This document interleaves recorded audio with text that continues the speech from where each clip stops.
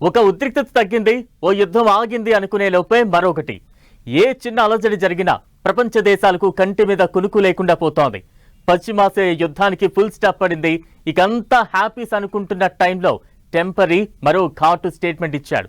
ఇంతకు ముందు చెప్పిన మాటే అయినా ఈ టైంలో చెప్పడం మరిన్ని భయాలు క్రియేట్ చేస్తోంది. పనామా మీద చైనా ఆధిపత్యాన్ని అడ్డుకుంటామని వార్నింగ్ ఇచ్చాడు.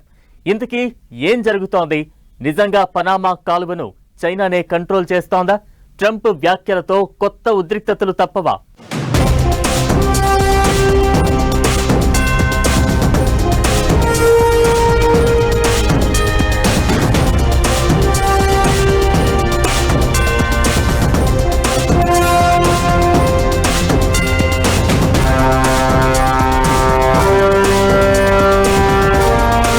పనామా కాలువపై చైనాకు ట్రంప్ వార్నింగ్. పనామాపై చైనా ఆధిపత్యాన్ని సహించేదేలే. పనామాను అప్పగించడమే తప్పు అన్న ట్రంప్ వాట్ నెక్స్ట్? మరో ఉద్రిక్తత తప్పదా? పనామా నిజంగా చైనా కంట్రోల్లో ఉందా? ట్రంప్ వ్యాఖ్యలపై చైనా రియాక్షన్ ఏంటి? ప్రపంచ దేశాలను వెంటాడుతున్న భయాలేంటి? పనామా కాలువ విషయంలో మొదటి నుంచి వివాదాస్పద వ్యాఖ్యలు చేస్తున్న ట్రంప్ ఇప్పుడు మరో బాంబు పేల్చారు. పనామా మీద చైనా ఆధిపత్యాన్ని సహించేది లేదని వార్నింగ్ ఇచ్చారు. ఈ వ్యాఖ్యలు ఇప్పుడు ప్రపంచ దేశాల్లో కొత్త భయాలను క్రియేట్ చేస్తున్నాయి. ప్రపంచమే ఓ రణరంగంగా మారింది. చిన్న మాట పెద్ద యుద్ధానికి దారితీసే పరిస్థితులు కనిపిస్తున్నాయి. పశ్చిమాసియా యుద్ధం ఆగిన తర్వాత దేశాలు ఇప్పుడిప్పుడే ఊపిరి పీల్చుకుంటున్నాయి. ఇలాంటి టైంలో చైనాను టార్గెట్ చేస్తూ పనామా విషయంలో ట్రంప్ వార్నింగులు కలకలం రేపుతున్నాయి. ఇప్పుడు డ్రాగన్ రియాక్షన్ ఎలా ఉండబోతోంది?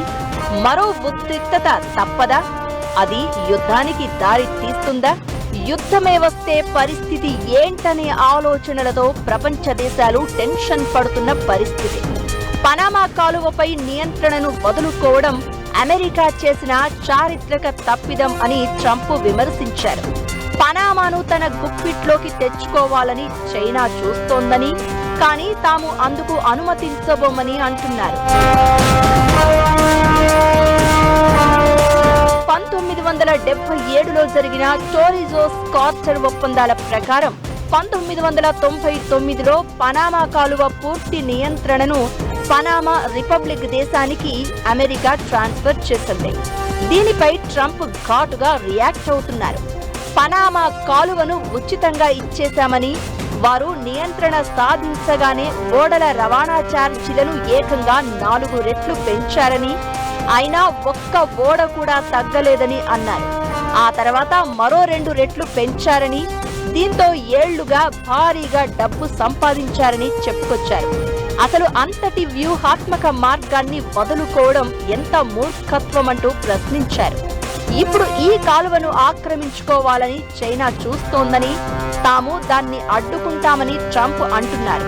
పనామా కాలువ ప్రపంచ వాణిజ్యానికి కీలకమైన జల మార్గం కావడంతో దానిపై డ్రాగన్ కంట్రీ ప్రభావం పెరగడం అమెరికా వ్యూహాత్మక ప్రయోజనాలకు విరుద్ధమని అభిప్రాయం వ్యక్తం చేశారు ట్రంప్. పనామా విషయంలో చైనాను టార్గెట్ చేస్తూ ట్రంప్ ఇలాంటి వ్యాఖ్యలు చేయడం ఇదేం కొత్త కాదు.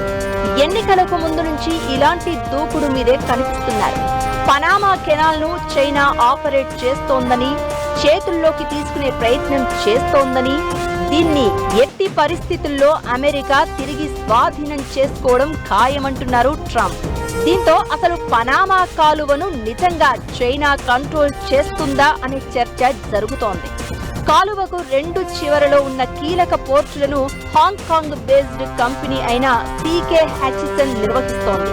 అయితే ఈ సంస్థను వెనక నుండి నడిపిస్తోంది చైనానే అని, ఓవరాల్ గా కెనాల్ ను ఆ దేశం పరోక్షంగా కంట్రోల్ చేస్తోంది అనేది ట్రంప్ వాదన. ఇకటు పెట్టుబడులు, బెల్ట్ అండ్ రోడ్ కార్యక్రమాలతో పనామాలో చైనా భారీగా ప్రభావం పెంచుకుంటోంది. నిజానికి కాలువ ట్రాఫిక్ లో చైనా 2వ అతిపెద్ద యూజర్. ఇదే ఇప్పుడు ట్రంప్ ను టెన్షన్ పెడుతోంది.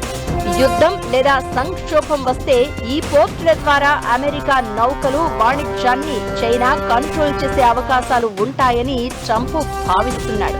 అందుకే టార్గెట్ పనామా నినాదంతో దూసుకుపోతున్నాడు. ప్రస్తుతం పనామా కాలువను చైనా నియంత్రించడం లేదు, నిర్వహించడం లేదు.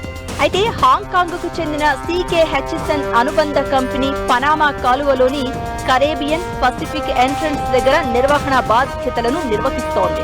ఇకటు చైనా ప్రతిష్టాత్మకంగా చేపట్టిన బెల్ట్ అండ్ రోడ్ ఇనిషియేటివ్ లో 2017లో చేరిన మొట్టమొదటి లాటిన్ అమెరికా దేశం పనామాయే. 2016లో చైనా ప్రభుత్వం సిఓకి చెందిన ఓడ మొదటిసారిగా పనామా కాలువలోకి ప్రవేశించింది.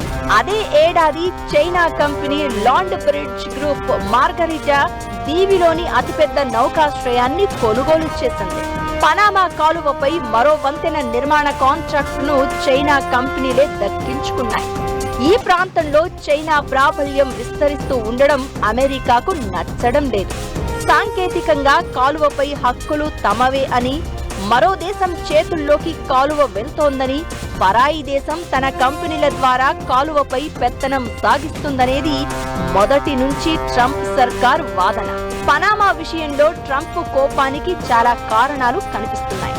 లాటిన్ అమెరికాలో చైనా విస్తరణను అడ్డుకోవాలి అనేది ఆయన వ్యూహం.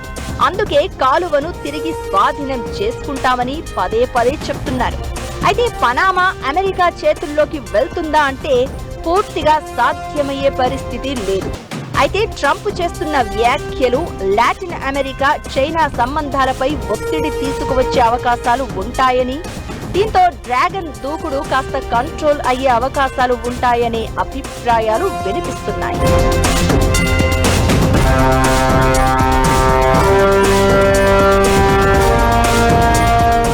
82 కిలోమీటర్ల పొడవు, 100 ఏళ్ల చరిత్ర ఉన్న పనామా కాలువ విషయంలో ట్రంప్ చాలా సీరియస్ గా కనిపిస్తున్నారు. ఎట్టి పరిస్థితుల్లో చేజెక్కించుకుని తీరుతామని ప్రకటనలు చేస్తున్నారు. ఆ కెనాల్ మీద ట్రంప్ ఎందుకు కన్నేశారు?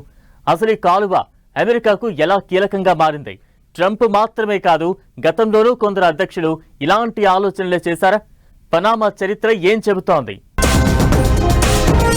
పనామా కెనాల్ మీద ట్రంప్ నజర్ ఎందుకు? ఈ కాలువ అమెరికాకు ఎందుకంత కీలకం? పనామా కాలువ చరిత్ర అసలేం చెప్తోంది? 82 కిలోమీటర్లు కాలువ చుట్టూ ఏం జరుగుతోంది? గత అధ్యక్షులు ఇలాంటి ప్రయత్నాలే చేశారా? పనామా కాలువ ఫీజులు తగ్గించాలని, లేదంటే కంట్రోల్ను తమకు అప్పగించాలని ట్రంప్ మొదటి నుంచి డిమాండ్ చేస్తున్నారు. అమెరికా కార్గో షిప్లకు సెంట్రల్ అమెరికా దేశమైన పనామా మితిమీరిన ఛార్జీలు వసూలు చేస్తోందనేది ట్రంప్ ఆరోపణ. పనామా కాలువ గతంలో అమెరికాకు కీలకమైన జాతీయ ఆస్తి అంటూ గతంలో ట్రంప్ చాలాసార్లు ప్రకటనలు చేశారు. అయితే పనామా మీద ఈ రేంజ్ లో ట్రంప్ కన్నేయడం వెనుక చాలా కారణాలు కనిపిస్తున్నాయి. 82 కిలోమీటర్ల పొడవైన పనామా కెనాల్ అట్లాంటిక్, పసిఫిక్ మహాసముద్రాలను కలుపుతుంది. దీన్ని 1900 ప్రారంభంలో నిర్మించారు. 1977 వరకు కాలువపై అమెరికా నియంత్రణ ఉండేది. దీని తర్వాత పనామా అమెరికాల సంయుక్త నియంత్రణలోకి వచ్చింది. 1999లో కాలువపై పనామా దేశం పూర్తి నియంత్రణను పొందింది. పనామా కాలువ మీదుగా ఏటా దాదాపు 14,000 నౌకలు ప్రయాణిస్తాయి. వీటిలో కార్లను మోసుకెళ్లే కంటైనర్ షిప్లు, అలాగే చమురు, గ్యాస్, ఇతర ఉత్పత్తులను రవాణా చేసే ఓడలు కూడా ఉంటాయి. పనామా కెనాల్ అనేది 2 మహాసముద్రాలను కలుపుతూ ఇంజనీర్లు సృష్టించిన అద్భుతం. 1994లో సివిల్ ఇంజనీరింగ్ 7 వండర్స్ లో ఒకటిగా పనామా కాలువ గుర్తింపు పొందింది. ఈ కాలువను 1914లో ప్రారంభించారు. అంటే కాలువ మొదలై 112 ఏళ్లు పూర్తయ్యాయి. కెనాల్ ను ప్రపంచ వాణిజ్యంలో విప్లవాత్మక మార్పుగా పరిగణిస్తూ ఉంటారు. ఇక పనామా నగరం భారీ బిల్డింగులకు ప్రసిద్ధి. దుబాయ్ ఆఫ్ లాటిన్ అమెరికా అని కూడా దీనికి పేరు. పనామా ప్రగతికి ఈ కాలువ ఇంజన్లా మారింది. కాలువను పనామా స్వాధీనం చేసుకున్నప్పటి నుంచి దాని నిర్వహణ తీరుపై ప్రశంసలు అందుకుంది. ఈ కాలువ నుంచి ఏటా వేల కోట్ల రూపాయలకు పైగా ఆదాయాన్ని పనామా ప్రభుత్వం అందుకుంటోంది. అయితే మొత్తం ప్రపంచ వాణిజ్యంలో కేవలం 5% మాత్రమే ఈ కాలువ ద్వారా జరుగుతూ ఉంటుంది. కొత్త సూపర్ ట్యాంకులు ఈ కాలువ గుండా ప్రయాణించడం కష్టంగా ఉంటుంది. కాలువను విస్తరించేందుకు పనామా $100 కోట్ల ఖర్చు చేస్తోంది. ప్రపంచ వాణిజ్యంలో చైనా ఆధిపత్యం మొదలైన తర్వాత దీని ప్రాధాన్యం పెరిగింది అనే టాక్ కూడా ఉంది. రెండు సముద్రాలకు మధ్య ఉన్న చికెన్ నెక్ పొడవున పనామా కాలువ తవ్వడంతో 20వ శతాబ్దం ప్రపంచ నౌకా వాణిజ్యం కొత్త మలుపు తిరిగింది. ఆ సముద్రపు ఒడ్డు నుంచి ఈ సముద్రపు ఒడ్డు వరకు కాలువ పొడవు 82 కిలోమీటర్లు. అట్లాంటిక్ నుంచి పసిఫిక్ మహాసముద్రంలోకి వెళ్లేందుకు దక్షిణ అమెరికా ఖండం మొత్తం తిరిగిపోవడాన్ని తప్పించుకునేందుకు రెండు సముద్రాలను కలుపుతూ కాలువ తవ్వాలి అని 1881లో ఫ్రెంచ్ ప్రభుత్వం భావించింది. ఆ తర్వాత 2 దశాబ్దాల పాటు చాలా ప్రయత్నాలు చేసినా రకరకాల కారణాలతో ఈ కాలువ పనులు ప్రారంభం కాలేదు. 1904 వరకు అసలు ఈ కెనాల్ గురించి పట్టించుకున్న వాళ్లే లేరు. 1904లో అమెరికా ముందుకు వచ్చింది. రకరకాల మలుపుల తర్వాత 10 ఏళ్లలో ఆ కాలువ నిర్మాణం పూర్తయింది. 1914 ఆగస్టు 15న పనామా కాలువ ప్రారంభమైంది. అప్పుడు అమెరికా అధ్యక్షుడు థియోడర్ రూజ్వెల్ట్ 1979లో జిమ్మీ కార్టర్ అధ్యక్షుడిగా ఉన్నప్పుడు కెనాల్ పనామా దేశం చేతికి వచ్చింది. అడ్మినిస్ట్రేషన్ పనామా కెనాల్ అథారిటీ పరిధిలోకి వచ్చింది. ఇప్పుడు ట్రంప్ బెదిరిస్తున్నట్లుగానే 1999లో జార్జ్ బుష్ కూడా పనామా దేశాన్ని స్వాధీనం చేసుకుని మాన్యుయల్ నోరాగాను పదవి నుంచి దింపేశాడు. ఆ తర్వాత రెండు దేశాల మధ్య సంబంధాలు నార్మల్ అయ్యాక కెనాల్ను మళ్లీ పనామాకు అప్పగించారు. ఇప్పుడు ట్రంప్ పనామా దేశాన్ని కాకుండా పనామా కాలువను స్వాధీనం చేసుకుంటాను అని అంటున్నాడు. చైనా కెనాల్ను కంట్రోల్లోకి తీసుకునే ప్రయత్నం చేస్తుందని, అడ్డుకుని తీరుతామనే ప్రకటనలు చేస్తున్నాడు. మరి ఈ వ్యాఖ్యలపై చైనా నుంచి ఎలాంటి రియాక్షన్ వస్తుంది? అది ఎలాంటి పరిస్థితులకు దారి తీస్తుంది? నిజంగా కెనాల్ను దక్కించుకునేందుకు ట్రంప్ రంగంలోకి దిగుతారా? అదే జరిగితే ఎలాంటి పరిణామాలకు కారణమవుతుందనే భయాలు ప్రపంచాన్ని వెంటాడుతున్నాయి.